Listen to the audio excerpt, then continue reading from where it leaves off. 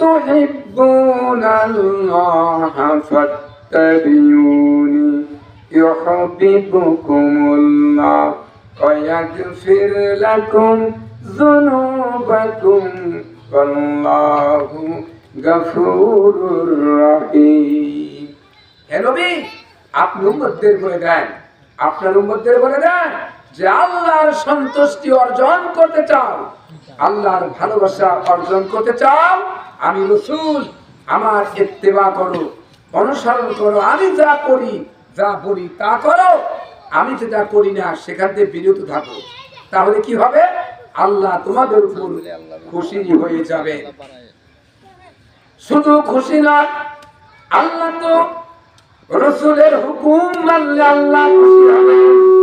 শুধু খুশি না, ওয়ায়াগফির লাকুম যুনুবাকুম আল্লাহু গফুরুর রহিম। আগে তোমাদের জীবনের সমস্ত গুনাহগুলি আল্লাহ পাক মাফ করে দিবে। সুবহানাল্লাহ। দেখছেন কি কথা বলছে, কি কথা বলা হচ্ছে? রাসূলের হুকুম ইত্তেবা যদি করো, মানো, রাসূলের সুন্নতের উপরে চলো, আল্লাহ খুশি হবেন। খালি খুশি না, তোমার তামাম জিন্দেগীর যত গুনাহ করেছো আল্লাহ পাক মাফ করে দিবে। সুবহানাল্লাহ। তাহলে রাসূলের ইত্তেবা করতে, রাসূল যা করতে হবে, ঠিক কি না? রাসূল তিনি ছিলেন শ্রমিকের দায়িত্ব পালন করেছিলেন, করেন নাই? আল্লাহর নবী শ্রমিক ছিলেন। হযরত আয়েশা কোন একদিন বললেন, ইয়া রাসূলুল্লাহ, ইয়া হাবিবাল্লাহ, আপনার কোমরটা খোঁজা কেন? হাঁটতে বাঁকা হয়ে হাঁটেন, কারণটা কি? এটা কি বয়সের কারণে কোমর খোঁজা হয়েছে? আল্লাহর হাবিব বলেন, বয়সের কারণে কোমর খোঁজা হয় নাই। ইসলামকে রক্ষার জন্য আমি যখন একটি বাংকার খনন করেছিলাম, 3 ফিট চওড়া 15 ফিট গভীর একটা বাংকার খনন করেছি। আমি মাটি কেটে দিয়েছে, সাহাবা কেরাম মাটির জোরে কান্দে বহন করেছে। আবার সাহাবা কেরাম মাটি কেটে দিয়েছে, মাটির ঝুড়িগুলি আমি বিশ্ব নবীর কান্দে বহন করে করে যে কোমরের বেদনা হয়েছে, আজ পর্যন্ত সেই কোমরের বেদনা সেরে যায় নাই। রাসূল ছিলেন শ্রমিকের আদর্শ, শ্রমিক ছিলেন। আল্লাহ পাক তাই বলেছেন, তোমরা শ্রমিকদেরকে ভালোবাসো, কাজে লাগাবার আগে তার পারিশ্রমিক মিটিয়ে নাও। কাজ করার শেষ হওয়ার সাথে সাথে তার গায়ে ঘাম শুকানোর আগে তার পারিশ্রমিক দিয়ে দাও। আমরা যেটা করি, আমরা শ্রমিকদেরকে নাজেহাল করি, এটা ভুল হয়েছে, ওটা ভুল হয়েছে, কাজ ঠিক মতো হয় নাই, তাকে আমরা কাইটে রাখি। ধরে বলেন ঠিক কিনা? এটা রাসূলের আদর্শ নয়। বাকিতেও রাখি, ঠিক মতো তাই না, গরিব পেটের দায়ে সে কাজ করছে। রাসূল এই কাজ করেন নাই, রাসূল সম্মান করেছেন। তিনি শ্রমিকের আদর্শ, শ্রমিক কিভাবে কাজ করতে হবে তিনি হাতে করেন শিক্ষা দিয়েছেন। শুধু তাই না, আল্লাহর নবী শ্রমিক ছিলেন। এরপর আল্লাহর নবী নামাজ পড়েছেন, নামাজ কাজা করেন নাই। তাহলে আমাদের নামাজ পড়তে হবে, কাজা করা যাবে না। বিনা ওযুরে নামাজ ত্যাগ করা যাবে না, ঠিক কিনা? আল্লাহর নবী অসুস্থ, বললেন আয়েশা এখন কোন সময়? বলে মাগরিবের রক্ত হয়ে গেছে। বলে আমি মসজিদে যেতে পারবো না একা, 2 জন সাহাবীকে আনো, 2 জন সাহাবীর কাঁধের উপর ভর দিয়ে আমি মসজিদে যাব। হাদিস শরীফ আসছে, হযরত ওমর আবু বকর আসলেন, 2 জন সাহাবী কাঁধের উপর ভর দিয়ে নবীজি মসজিদে নববীতে প্রবেশ করলেন। সাহাবা কিরামের ভিতরে কান্নাকাটি রোল পড়ে গেল। বলল, আরে আমরা বুঝি টিম হয়ে যাব, আল্লাহর নবীর পিছনে নামাজ পড়া আমাদের ভাগ্য হবে না। পরবর্তী এশার নামাজের রক্তে নবীজি বললেন, আয়েশা এখন কোন সময়? বলে এশার নামাজের রক্ত হয়েছে। বলে আয়েশা এই রক্তে মসজিদে যাওয়ার শক্তি আমার নাই, বড় ক্লান্ত হয়ে গেছি, অসুস্থ, এবার মসজিদে যেতে পারবো না। তোমার বাবা তোমার আব্বা আবু বকরকে বলো নামাজের দায়িত্ব পালন করবে, ইমামতির দায়িত্ব পালন করবে। হযরত আয়েশা বলেন, ইয়া রাসূলুল্লাহ, আমার আব্বা জয়ীব, সে পারবে না। না, তারে বলো ইমামতির দায়িত্ব পালন করবে। তার দায়িত্ব, ইমামতির দায়িত্ব নিয়ে গেলে আবু বকরের অনুমতি, ইমামতিতে নামাজ শুরু হয়ে গেল। আল্লাহর হাবিব বলেন, আয়েশা, মসজিদের দরজা খুলে দাও, জানালাগুলি খুলে দাও, আমি নামাজের দৃশ্যগুলো একটু দেখি। হযরত আয়েশা বলেন, জানালা দরজা খুলে দেওয়া হলো। নবীজি শুয়েছিলেন, একটু মাথা উঁচু করে মসজিদের দিকে তাকালেন আর মুস্কি মুস্কি হাসলেন, আবার কেঁদে ফেললেন, বিছানা শুয়ে পড়লেন। আয়েশা বলে, রাসূল, বুঝতে পারলাম না কেন কাঁদলেন? বলে, কাঁদলাম এই জন্যে যে এই নামাজ প্রতিষ্ঠিত করার জন্য তাইফের ময়দানে আমাকে অনেক রক্ত ঝরাতে হয়েছে। হাসলাম এই জন্য যে কিয়ামত পর্যন্ত আমার উম্মতেরা এইভাবে জামাতে নামাজ আদায় করবে, খুশির ঠেলায়। আবার হাসলাম, যেভাবে নামাজ পড়তে থাকবে আমি থাকবো না। তাহলে সেই রাসূল অসুস্থ অবস্থায় নামাজ তলব করেন নাই, আর আমরা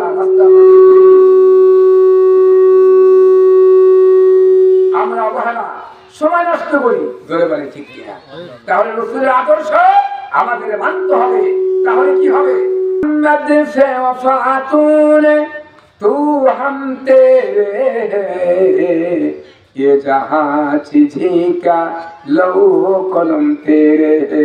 মুহাম্মদ সাল্লাল্লাহু আলাইহি ওয়াসাল্লামের আদর্শ, এই দুনিয়া যদি মেনে চলতে পারো, আকাশ আর জমিন তো দূরের কথা, লৌহে কলম পর্যন্ত আল্লাহ তোমাদের দিয়ে দিবে। সুবহানাল্লাহ। অমুক প্রেসিডেন্ট, অমুক প্রধানমন্ত্রী, অমুক স্বরাষ্ট্রমন্ত্রী আইন মানলে জান্নাত পাওয়া যাবে, এ কথা বলে নাই। রাসূলের আদর্শ মানো, যা তিনি করেছে তা করো, আল্লাহ খুশি হবে, জান্নাত পেয়ে যাবে। সুবহানাল্লাহ। আল্লাহ তাকে আর পরে বলেন, তোমরা তোমার পিতামাতার খেদমত করো।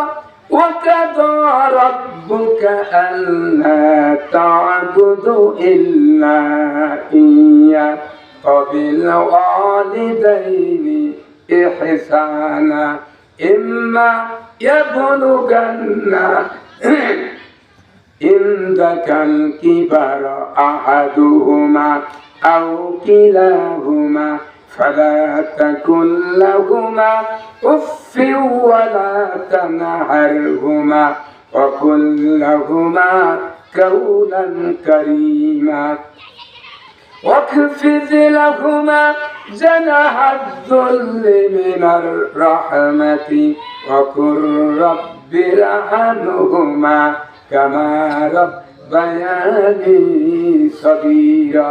আল্লাহ পাক বলেন, আমি আল্লাহর ইবাদত করো, গোলামি করো, এরপরে তোমরা পিতামাতার খেদমত করো।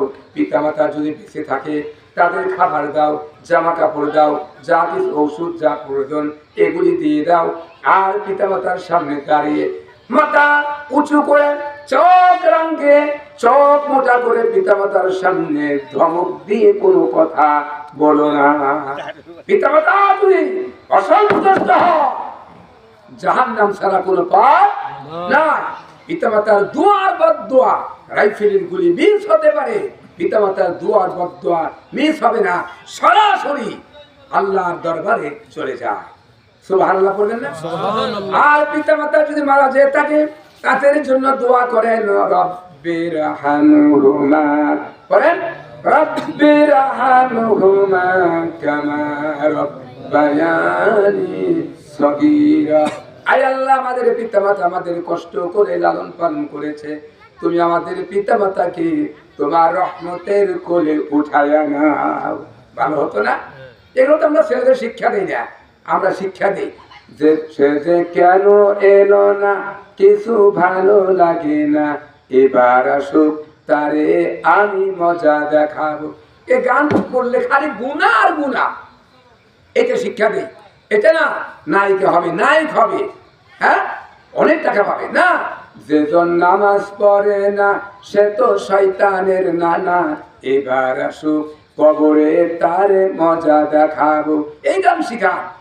আল্লাহু আল্লাহ ক্যা করো, এটা না দিয়া আল্লাহু আল্লাহ আল্লাহ আল্লাহ, ইনিল হুকমু ইল্লা লিল্লাহ লা ইলাহা ইল্লাল্লাহ মুহাম্মাদুর রাসূলুল্লাহ আল্লাহু আল্লাহ। ভালো লাগে না? এগুলো সেটা শিখান, জানাজার নামাজ শিখান, নামাজ শিখান, কোরআন শিখান। আপনি মারা গেলেন, হুজুরকে দাওয়াত দিয়ে আনবেন, ওনার চোখ থেকে পানি পড়বে না, রক্তের সম্পর্ক নাই, জানাজার সময় সে কাঁদবে না। আর আপনার ছেলে যদি জানাজারে দাঁড়ায় আপনাকে সামনে নিয়ে, তার চোখ থেকে পানি আসবে, সন্তান বাবার সাথে সম্পর্ক রক্তের, পানি নাকের ডোগা পর্যন্ত আসার আগে পিতামাতার পিছনে সগীরা গুনাহ আল্লাহ পাক মাফ করে দিবে। সুবহানাল্লাহ। তাহলে দরকার আছে কিনা ছেলেদের মানুষ বানানো, মানুষ করা? আর পিতার চাইতে মায়ের মর্যাদা বেশি। আমরা পিতামার পায়ের তলে জুতা আমাদের, আর মার পায়ের তলে সন্তানের জান্নাত। সন্তান যখন মায়ের গর্ভে আসে 2 মাস 2.5 মাস বয়স, মা রান্না করে যেতে পারে না, গন্ধ সহ্য হয় না, কেরান বমি করে ফেলে দেয়। আবার খাবার বসেছে, খানাকে হারাম করে দিয়ে একবার দাঁড়িয়েছে, একবার বসেছে।